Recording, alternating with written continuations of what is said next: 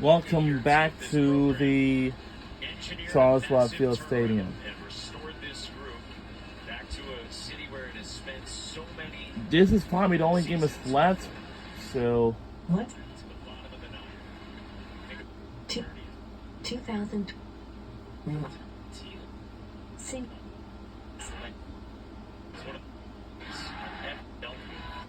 Your recording is set. 2024 Men's College World Series, number 3, Texas A&M versus Florida. Today 6:59 to 10, 1 on 850 ESPND.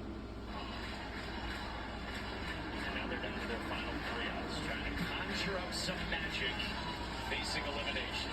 And it won't be easy against Mr. Snead. Nate Snead, fastball's going to average 96, and he'll take it up a little higher than that from time to time. 4-pitch mix, but it's going to be heavy on the fastball and the slider for him. 97 start from Nate Snead. 5 saves of the year. That's his 27th appearance.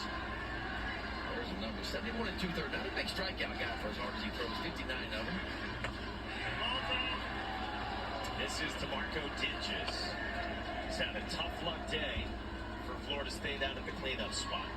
Average exit velo on 3 outs is 110 miles an hour.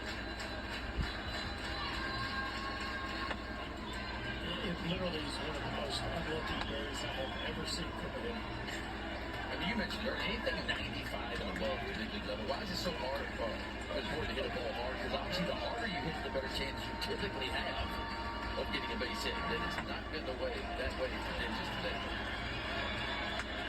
To center and to left and then to second.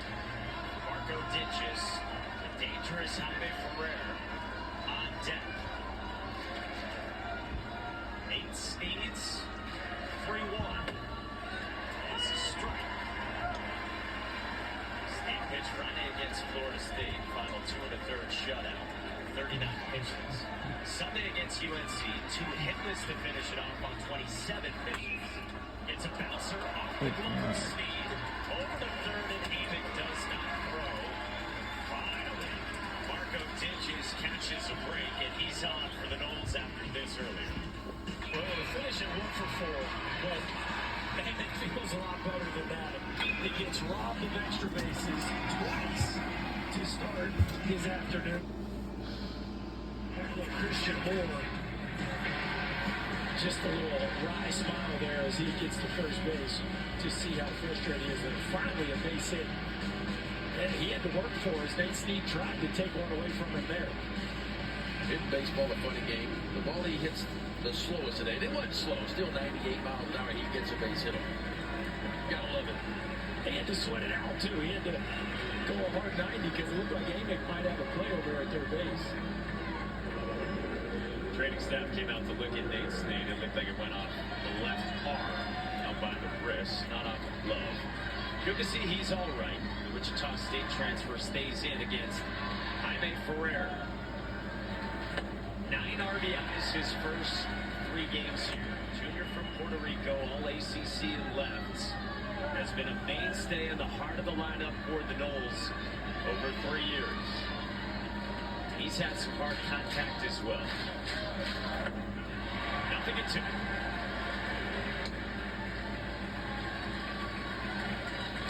Second curveball we've seen from Snead. He only throws it 7% of the time, but that's 2 of those already in 8 pitches. The bigger bender from the right-hander. Ferrer lays off on the slider. Xander Sechrist was the starter, matching his career long with 6 1/3 today for Tennessee. Ferrer has one off the 7th.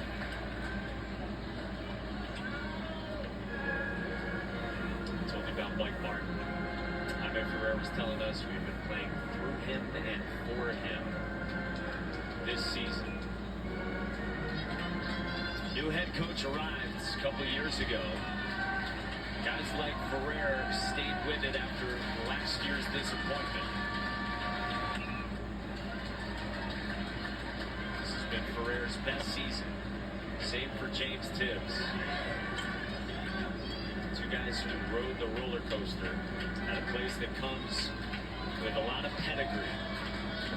that's been to Omaha the third most ever. It's foul. This team started the year 19-0. Was the last unbeaten team in the country. Ben told you earlier, a 24-win improvement from last year, which was the worst year of program history.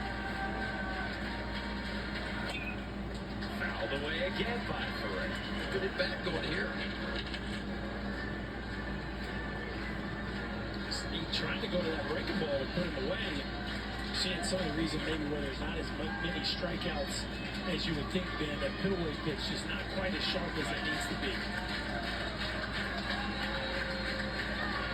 Another 1-2 pitch. Caught off foul by Ferrer.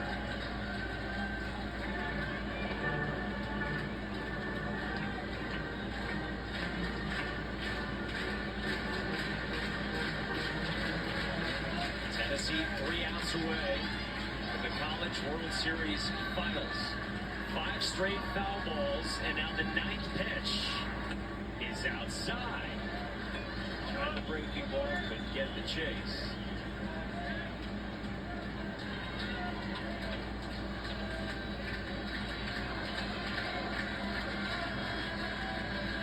Tenth pitch. Ferrer strikes out. One gone.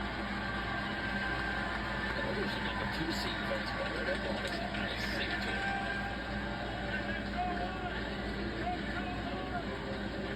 Four-seamers, it looked like that's a two-seamer right there. Ball just kind of dives down and in and just underneath the bat for Ferrer. Yeah, it's more of an old-school sinker with Steve. Not the riser that we see from so many foul ballers. An understandable Ferrer frustration. Now Daniel Cantu, 5th-year senior first baseman. After Ferrer went down by way of the K. Cantu homered his last time to the pull side in the 7th. 0-2.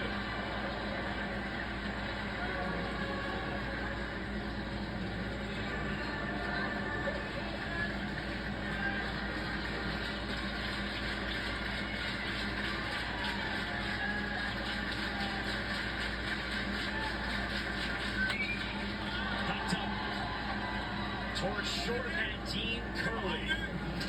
And Tennessee is 1 out away from the finals. Okay. Here's what's going on. We're only 1 win away. 2 years ago, Tennessee had a super team.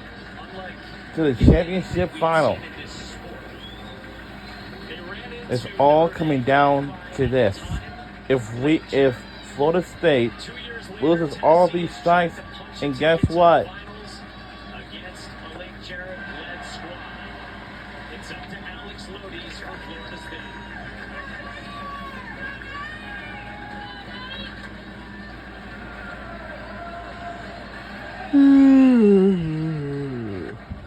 Nothing in 2.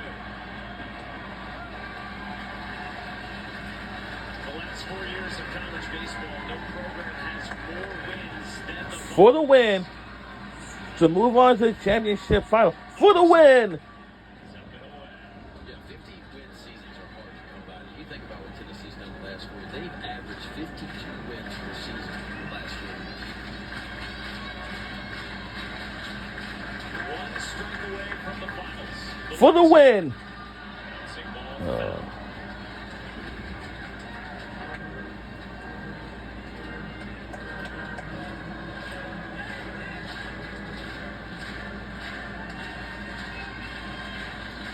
Nate Snead is ready with 2 outs in the 9th. For the win. This is high. 2-2 on Lodies.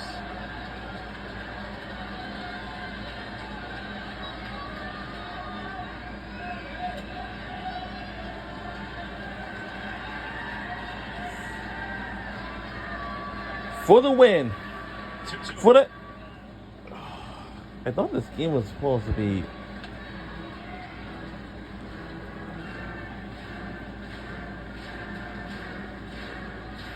Wins for the Vols. Number 1 overall seed for the 2nd time in 3 years under Tony Montello. 2-2 For the win. is up high. Oh. And Ditches takes second.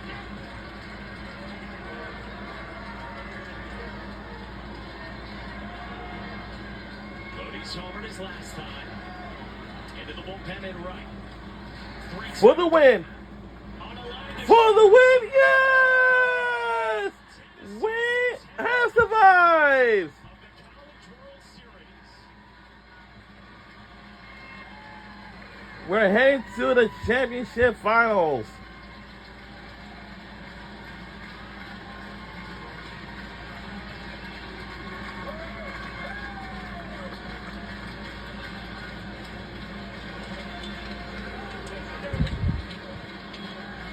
Yes!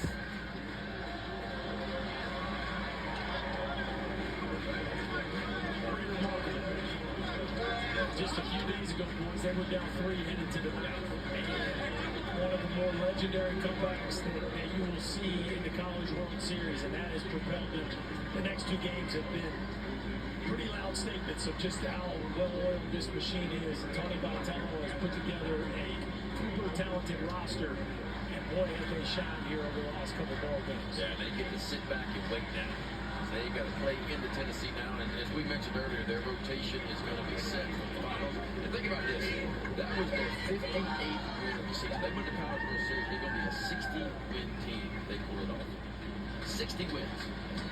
The 58 is the second most in SEC history. And Xander Sechrist, Kirby Connell and company knock out Florida State who had a magical rebound season. The SEC goes 5-0 against the ACC in Omaha, and we will have an all-SEC final for the third time in the last 4 years.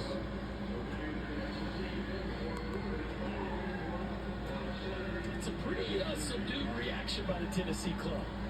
I thought so too. Yes. I mean, you've just entered the national championship series, and it's just a team that, certainly joy, certainly some emotion, but very businesslike with the way they handled this win.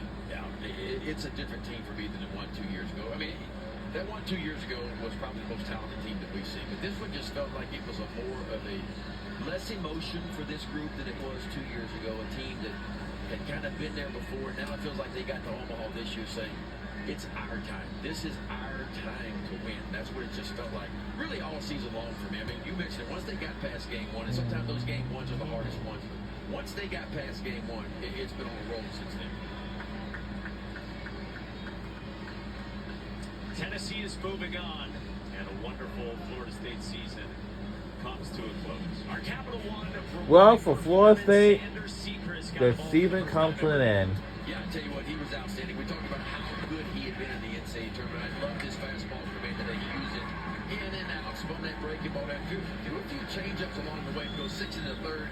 Gives up 2 runs. Both of them came on solo home runs. And look what he's done. 3 starts in the NCAA tournament. 3 starts for him. He is 2-0 with an ERA of just above 1.